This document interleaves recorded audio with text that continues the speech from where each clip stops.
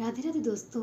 आज हम एक कबाड़ी वाले के साथ होने वाली भूतिया घटना के बारे में सुनेंगे। तो चलिए शुरू करते हैं। ये कहानी एक ऐसे कबाड़ी वाले के बारे में है जो गांव-गांव घूमकर कबाड़ी का सामान लिया करता था।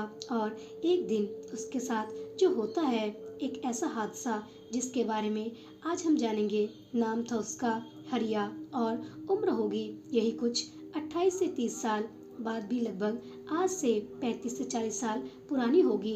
हरिया कबाड़ी का काम करता था और उसके परिवार में वो, उसकी बीवी लता और उसके 2 बच्चे थे। दुकान तो उसकी झोला ही थी, मतलब दुकान नहीं थी उसकी, केवल एक साइकिल थी जिस पर कबाड़ी का सामान लादे रहता था। वो तो केवल इस गांव से उस गांव जाकर पुराना सामान खरीदता था और उस सामान को शहर जाकर बेच देता था, जिससे कुछ पैसे उसे मिल जाते थे और उसकी आजीविका चलती थी। वो समय ऐसा था कि जब ना तो बिजली की व्यवस्था थी और ना ही पक्के रास्तों की। इंसानों के द्वारा बनाई गई पगडंडियों से ही लोग आया जाया करते थे।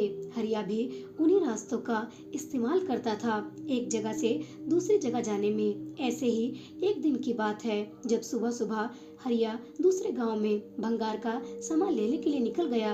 आज उसका दिन अच्छा था और उसको बहुत सारा कबाड़ी का सामान मिल गया। तो उसने सोचा कि चलो 1-2 गांव और घूम आए तो थोड़ा और सामान मिल जाएगा। यही सब सोचकर वो दूसरे गांव भी चला गया। उसको वहां भी खूब सारा कबाड़ी का सामान मिल गया और ऐसे करते करते उसे शाम हो गई। अब वो सोचने लगा कि अरे, आज तो समय का पता ही नहीं चला। मुझे घर पहुंचने में पक्का देर रात होने वाली है। अगर आज मैं यहाँ रुक जाता हूँ तो घर पर सब मेरी चिंता करेंगे, इसलिए मुझे जल्दी से जल्दी निकल जाना चाहिए। और यह सब सोचकर वो अपने घर की ओर निकल गया।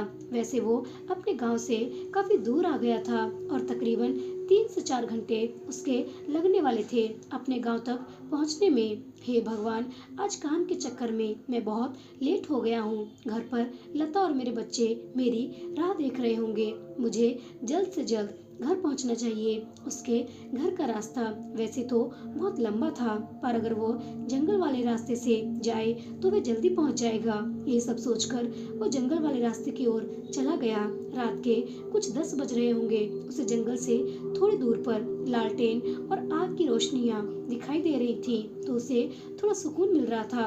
पर थोड़ा आगे जाने के बाद उसे वो रोशनियां आना भी बंद हो गई। अब हरिया धीरे धीरे आगे बढ़ रहा था, पर उसके सामान की वजह से वो थोड़ा थक भी रहा था। तो वो थोड़ा आराम करता और फिर से चलने लगता। धीरे धीरे चलते चलते उसे उस जंगल में से अजीब सी आवाजें आने लगी और उसको महसूस हो रहा था कि कोई तो है उस जंगल में उसके अलावा जो इस तरह की आवाजें कर रहा था। उसको एक गंदी सी बदबू भी आने लगी थी। तो उसने सोचा कि शायद यह बदबू खराब पानी की होगी जो यहाँ जमा हुआ होगा और यह अजीब सी आवाज शायद इन सामानों से आ रही होगी। थोड़ा आगे जाने पर उसने फिर से महसूस किया कि पेड़ों पर कोई तो है, शायद यह कोई पक्षी हो। पर फिर उसने देखा कि वो जो कोई भी था वो एक पेड़ से कूदकर दूसरे पेड़ पर जा रहा था और थोड़ी सी चांद की रोशनी में उसने देखा कि वो एक बड़े बालों वाली एक बूढ़ी औरत थी जो कि इधर से उधर कूद रही थी। यह देखकर हरिया डर गया, क्योंकि किसी भी बूढ़ी औरत का ऐसे एक पेड़ से दूसरे पेड़ पर कूदना बिल्कुल भी आम बात नहीं थी। हो ना हो यह एक चुड़ैल है। और यह सोचकर हरिया के पसीने छूटने लगे। पर हरिया ने अपने डर पर काबू पाया और उसने सोचा कि तेज तेज गाड़ी चलाता हूँ और जल्दी से यहाँ से निकलता हूँ ताकि इससे जान बच सके। मैं तेजी से अपनी साइकिल चलाने लगा और बस इसी इंतजार में था कि कब घर पहुंचूं और इस डायन से मुझे छुटकारा मिले। अब मुझे वो डायन दिखाई नहीं दे रही थी और ना ही किसी पेड़ के हिलने की आवाज आ रही थी। मुझे लगा कि शायद वो सब मेरा भ्रम होगा और मैं काफी थक गया हूँ, तो मुझे खाली ऐसा एहसास हुआ होगा। अब मुझे थोड़ा आराम हुआ, पर मैंने एक बात पर गौर किया कि मेरी साइकिल पर जो पीछे भार लदा था वो काफी भारी हो गया था।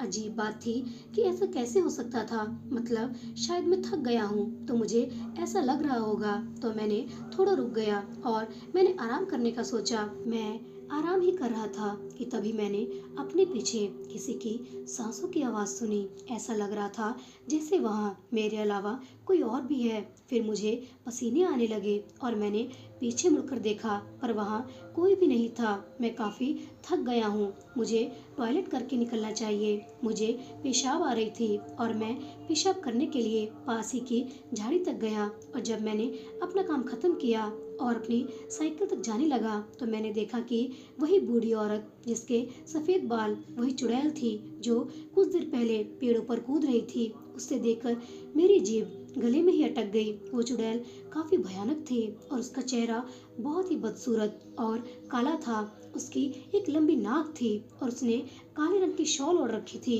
वो मेरी ओर देखकर हंस रही थी और अपनी जीभ मेरी तरफ करके मुझे अपने पास बुला रही थी। यह देखकर मैं समझ गया कि यह एक मांस नोचनी चुड़ैल है और आज ये मेरा भक्षण करेगी। उसने उसके हाथ में एक बड़े गंडासे को देखा और वो चुड़ैल उस गंडासे को हवा में हिलाती हुई उसके पास आने लगी। बस अब जितनी जान से हो सके मुझे भागना होगा, वरना ये चुड़ैल मुझे जिंदा खा जाएगी। और यही सोचकर हरिया तेजी से अपने गांव की ओर भागा और वो चुड़ैल भी उसके पीछे तेजी से भागने लगी। वो चुड़ैल उसके पीछे भागते हुए बड़ी ही भयानक और विकराल रूपी लग रही थी, पर हरिया भी जोर जोर से हनुमान जी का नाम लेते हुए भाग रहा था और बस गांव तक आ ही गया था कि तभी चुड़ैल ने एक जोर की चीख निकाली और कहा, रुक, मुझे बहुत भूख लगी है। और फिर वो चुड़ैल हवा में ही गायब हो गई। हरिया फिर भी भागता रहा और गांव के मंदिर में जाकर बेहोश हो गया। फिर अगले दिन जब उसको होश आया तो सभी ने उससे पूछा कि क्या हुआ हरिया, तेरी ऐसी हालत और तू यहाँ क्यों सो रहा है? देख, पूरी रात तेरे बीवी बच्चे कितनी चिंता में थे। चल अब बता, तेरे साथ क्या हुआ था?